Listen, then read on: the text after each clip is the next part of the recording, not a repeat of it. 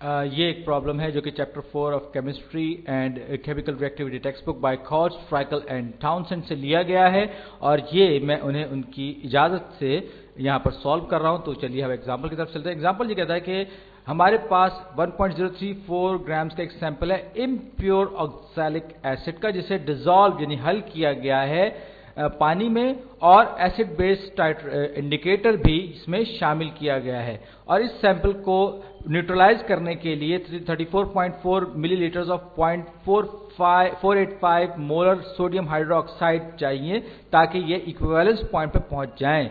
तो कितना मास oxalic acid का हमें इसमें चाहिए होगा, इस्तेमाल होगा, और ये जो हमारे पास सैंपल है ये इसमें कितनी परसेंट ऑक्सैलिक एसिड है। तो ऑक्सैलिक एसिड का फार्मूला, ये कुछ अरेंजमेंट जो होता है वो कुछ इस तरह का होता है। इसमें 2 कार्बन आइटम्स होते हैं और एक तरफ से ये हाइड्रोजन से अटैच होते हैं और दूसरी तरफ ये OH के साथ अटैच होते हैं हाइड्रोक्सिल के साथ। इसी तरह दूसरी तरफ वाला कार्बन भी एक ऑक्सीजन से और एक OH से अटैच होता है। और जब हम इसको न्यूट्रलाइज करते हैं, बड़ा दिलचस्प एसिड है, तो जब हम इसको न्यूट्रलाइज करते हैं तो ये जो H यानी कि ये जो प्रोटॉन्स हैं यहाँ पे OH के साथ जो लगे हुए हैं, वो आके वो जब इसके साथ रिएक्शन करते हैं किसी भी एसिड के साथ, किसी बेस के साथ जब रिएक्ट करते हैं तो ये नॉकआउट हो जाते हैं, यानी कि ये निकल बाहर चले जाते हैं। यानी कि इस सूरत में मेरे पास जो बेस है वो सोडियम हाइड्रोक्साइड है। तो सोडियम हाइड्रोक्साइड जाहिर बात है आपको पता है कि पानी में मुकम्मल तौर पर हल हो जाता है और इसमें OH और सोडियम आयन्स अलग हो जाते हैं। तो OH नेगेटिव आयन जो है वो जाके इसके हाइड्रोजन को जकड़ लेता है, यानी कि प्रोटॉन को, और पानी बना लेता है। तो इसमें मेरे पास आप देख सकते हैं कि ये जो मॉलिक्यूल है इसको पूरी तरह से न्यूट्रलाइज करने के लिए मुझे दो OH आयन्स चाहिए, क्योंकि ये दोनों के दोनों एक ही बिहेवियर रखते हैं। तो मैं इसके लिए असल में बैलेंस्ड इक्वेशन एक लिखने जा रहा हूं। तो हम शुरू करते हैं। यहां पर 2 हाइड्रोजन और 2 ही कार्बन और 4 ऑक्सीजन एटम्स मौजूद हैं और ये सबका सब एक्वस सॉल्यूशन की फॉर्म में है, एक्वस सॉल्यूशन है। और सोडियम हाइड्रोक्साइड के साथ मैं इसका रिएक्शन करवा रहा हूं, यानी कि टाइट्रेशन करवा रहा हूं। एसिड बेस टाइट्रेशन की एग्जांपल है, जी हां। तो ये मुझे 2 मॉलिक्यूल्स चाहिए होंगे, क्योंकि यहां पर इसको न्यूट्रलाइज करना है, 2 हाइड्रोजन निकाल बाहर करने हैं इस ऑक्सैलिक एसिड से। तो अब देखिए, और उसका जो रिजल्ट होगा, उसके रिजल्ट के नतीजे में जाहिर बात है कि जब इससे 2 अलग हो जाएंगे तो कार्बन 2 और O4 C2O4 आ जाएगा, इस पर -2 चार्ज आ जाएगा और हाइड्रोजन जो है, और यहाँ पे सोडियम जो है ये नेगेटिव होगा, पॉजिटिव होगा सोडियम हाइड्रोक्साइड अलग, तो ये -2 और यहाँ पर आके इसके साथ सोडियम जुड़ जाएगा, जिसपे के 2 जाहिर बात है इसके एटम्स हैं, और ये इस तरह पूरा का पूरा मॉलिक्यूल जो है वो न्यूट्रलाइज हो जाएगा। इसी तरीके से ये सब का सब जाहिर बात है एक्वस सॉल्यूशन में होगा। और जब हम ये हाइड्रोक्साइड की बात करेंगे तो ये इसके साथ 2 हाइड्रोजन को या 2 प्रोटॉन्स को अपने साथ कर लेगा। ये कि हमारे पास जो चीज बनेगी वो 2 वाटर मॉलिक्यूल्स, यानी कि पानी के हमारे पास 2 मॉलिक्यूल्स बनेंगे। तो यहां पर मैं लिखता हूं 2H2O, और जाहिर बात है पानी तो खुद ही एक्वस होता है, लिहाजा मुझे इसको एक्वस लिखने की इतनी कोई जरूरत नहीं है। तो अब हम ये देख लेते हैं कि ये यहाँ पर कितने, ये 4 हाइड्रोजन हैं, इसमें से 2 ऑक्सैलिक एसिड से आ रहे हैं और 2 OH आयन से आ रहे हैं, ये बिल्कुल सही। और बाकी भी कार्बन भी 2 हैं और सोडियम भी 2, मेरे पास 2 हैं। तो ये हमारे पास आ गए। अब हम मैथ की तरफ चलते हैं। तो सोडियम हाइड्रोक्साइड की मैं सबसे पहले बात कर लेता हूँ मोलैरिटी की और मोलैलिटी की। तो मेरे पास 34.47 मिलीलीटर्स हैं।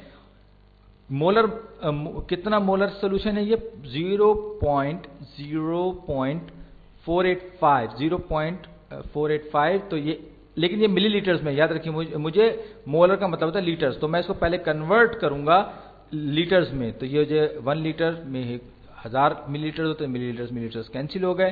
तो मैं 34.7 को डिवाइड करूंगा 1000, तो ये हो जाएगा 0.03447 लीटर्स, यानी कि ये इतनी क्वांटिटी। और ये इसकी मोलैरिटी जो है वो दी गई है मुझे 0.485 ऑफ सोडियम हाइड्रोक्साइड। याद रखिए मोलैरिटी में हम लीटर्स से ही डील करते हैं, इसलिए मैंने इसको लीटर्स में कन्वर्ट किया है। तो ये जो टर्म है, ये टर्म अब मैं इस पर काम करूंगा। 0.485 मोलर सोडियम हाइड्रोक्साइड हमें क्या बताता है? तो 0.485 मोलर का मतलब क्या हुआ? इसका मतलब यह हुआ कि मेरे पास 0.485 मोल्स ऑफ सोडियम हाइड्रोक्साइड मेरे पास हैं और 1 लीटर सॉल्यूशन मेरे पास है। जी हाँ, ये मैंने कहा था कि मोलैरिटी जो है वो सॉल्वेंट पर सॉल्यूशन होता है, तो ये मेरे पास आ गई। ये लीटर से कैंसिल आउट हो चुका है और अब मैं जरा कैलकुलेटर निकाल लूं इन दोनों टर्म्स को मल्टीप्लाई करने के लिए।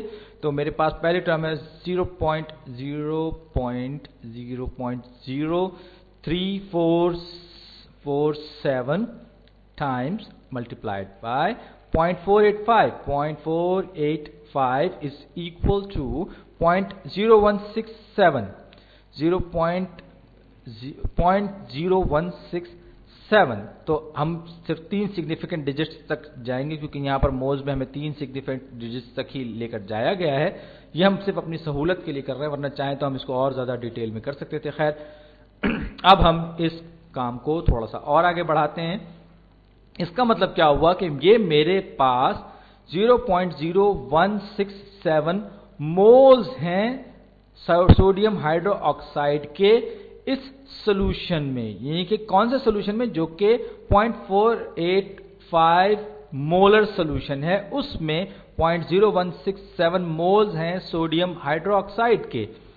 तो अब हम इस मोल्स को अपनी आसानी के लिए या अपनी मालूमात के लिए ये देखते हैं कि इसको कितने ऑक्सैलिक एसिड के साथ ये रिएक्ट करता है। जहां पर अगर आप देखेंगे तो सोडियम हाइड्रोक्साइड के 2 मोल्स रिएक्ट कर रहे हैं या 2 मॉलिक्यूल्स रिएक्ट कर रहे हैं एक ऑक्सैलिक एसिड के साथ। तो इसका मतलब क्या हुआ? 2 मोल्स ऑफ या 2 मॉलिक्यूल्स ऑफ सोडियम हाइड्रोक्साइड। बात एक ही रहेगी, लेकिन यहां पर हम मोल्स से स्टिक कर रहे हैं, मोल्स की बात कर रहे हैं। तो ये इसका 1 मोल, इसके 2 मोल सोडियम हाइड्रोक्साइड के रिएक्ट करेंगे 1 mole of oxalic acid H2C2O4 के साथ। तो इसका मतलब यह हुआ कि हमें इस पूरी की पूरी टर्म को सिर्फ डिवाइड करना है 2 के साथ। तो ये मेरे पास ऑलरेडी एक आंसर मौजूद है। तो 0.0167 divided by 2 is equal to 0.00835 ये हो गया 0.00835 मेरे पास मोल्स होंगे सोडियम हाइड्रोक्साइड के,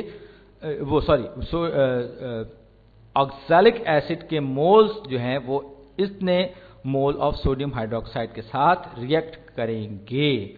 तो अब मैं और आगे बढ़ता हूं और फिर मोलर मास पर काम करता हूं। तो हाइड्रोजन का 1 मोल या इसका जो मोलर मास है हाइड्रोजन का वो होता है 1 ग्राम, 1 ग्राम।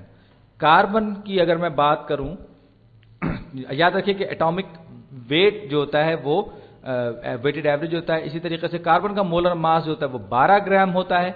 12 ग्राम, इसे हम सैकड़ों दफा अब तक कर चुके हैं। तो ऑक्सीजन का मोलर मास होता है 16 ग्राम, 16 ग्राम्स। ये मालूमात इस्तेमाल करते हुए हम ये पता करेंगे कि ये जो हमारे पास ऑक्सैलिक एसिड है इसकी हमारे पास मास कितनी थी। तो ये इस फार्मूले की रूप से ये 2 ग्राम का हाइड्रोजन और कार्बन के 2 एटम्स का मतलब हो गया 24 ग्राम्स, और यानी कि 2 मोल्स का मतलब है 24 ग्राम्स, प्लस ऑक्सीजन के 4 मोल का मतलब क्या हो गया 64 ग्राम्स।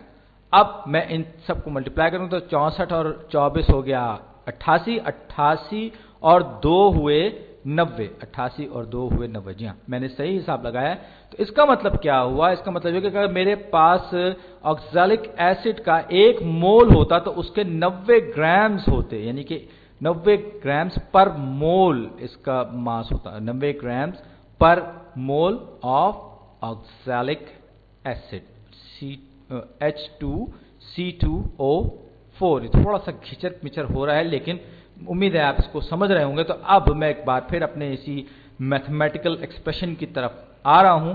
तो 0.0835 moles of oxalic acid H2C2O4, और अब मुझे मालूम है कि इसका मोलर मास कितना है। तो 90 ग्राम्स ऑफ ऑक्सैलिक एसिड, तो मैं इसको अलग कलर में करता हूं। तो 90 grams of oxalic acid H2C2O4 ये होते हैं 1 मोल, 1 मोल H2C2O4 यानी ऑक्सैलिक एसिड का। अब मैं चीजों को लाइन अप करने के लिए, प्रॉपर कैंसिलेशन के लिए, तो ये टर्म्स दोनों कैंसिल आउट हो जाएंगी, और अब हमें 90 को मल्टीप्लाई करना है। तो ये मेरे पास ऑलरेडी मौजूद है, ये पिछला आंसर जो मेरा था, तो इसको मैंने 90 से मल्टीप्लाई किया, जो कि इसका मोलर मास है। तो ये हो जाएगा हमारे पास 0.7515। मैं इसको 3 सिग्निफिकेंट डिजिट्स तक राउंड ऑफ करने के लिए मैं इसको 0.752 कर लूंगा, राउंड ऑफ कर लूंगा। अगरचे ये बिल्कुल एग्जैक्ट नहीं होगा, लेकिन जो 90 हमने लिखा था वो भी यूं समझ लीजिए कि एक तरह से एक अप्रॉक्सीमेट नंबर ही था। तो आ जाइए, हमारे पास है 0.752 ग्राम्स ऑफ ऑक्सैलिक एसिड, यानी कि हमारे पास 0.752 ग्राम्स हैं ऑक्सैलिक एसिड के, जिन्होंने इस सोडियम हाइड्रोक्साइड के साथ रिएक्ट किया।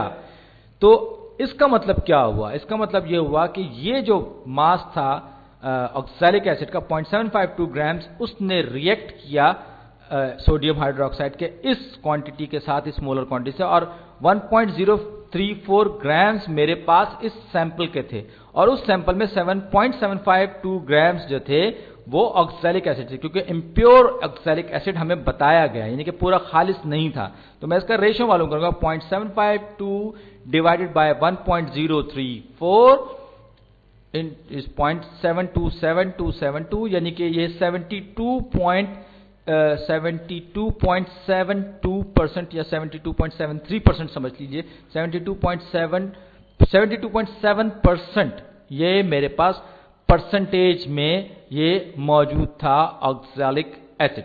शुक्रिया।